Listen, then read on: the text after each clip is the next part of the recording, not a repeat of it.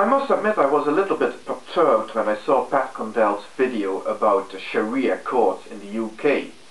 And I thought Pat was being unreasonable, he was exaggerating, he was speaking in hyperbole, and he was painting the bleakest possible picture of what might happen. And I think that's not fair on Muslims. Muslims are mostly quite reasonable people, and I think that they would be able to accept a number of very simple ground rules and accept that their whole system would have to operate within some very strict parameters outside which they cannot stray. So therefore, I have absolutely no doubt that no Muslim would have any problems accepting that their Sharia law, as practiced in Sharia courts within, say, the UK or any other secular country, would always be subordinate to that country's own secular laws.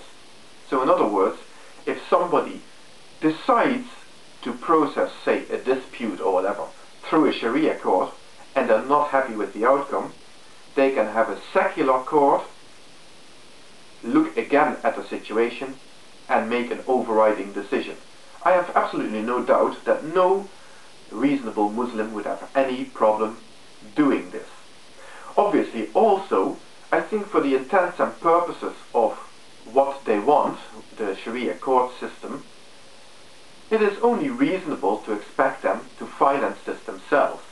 After all, the best way of looking at this for this purpose anyway, is to see Islam as if it was like a private organization, a club. And of course, they would then have to finance this themselves.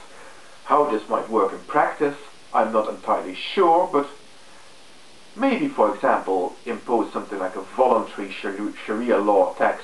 You get your tax form, you tick a box saying that you're willing to pay for this extra taxation, and it gets taken out of your salary. And then if enough people have voluntarily signed up to the Sharia law tax, then there will be enough money to finance setting up this whole system. Because it's going to cost a lot of money to have all these courts put in place, the whole institution set up, the law books written, the law practitioners installed, and all that sort of good stuff. It's going to be expensive, and I'm sure that the Muslims will be willing to pay for this entirely out of their own pockets. That is no problem whatsoever. Also, of course, there's always the fear that somebody who doesn't want to be subjected to Sharia law will be subjected to Sharia law. It has to be, because this is ultimately a secular country, whether it's the UK or Ireland or any other Western country, it has to be a voluntary thing. Nobody should be subjected to Sharia law unless they really want to. But it is very difficult to establish whether somebody who comes in and says, I want to settle my dispute, for example, using Sharia law, really wants this, or whether they're being coerced.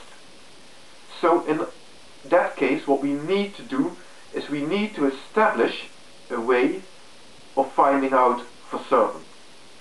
And the only way to do this is to subject everybody who wants to settle anything through Sharia court to a psychological assessment, a in-depth psychological assessment that will establish whether they are really going into this voluntarily because they want this themselves, or whether they are being coerced by somebody else.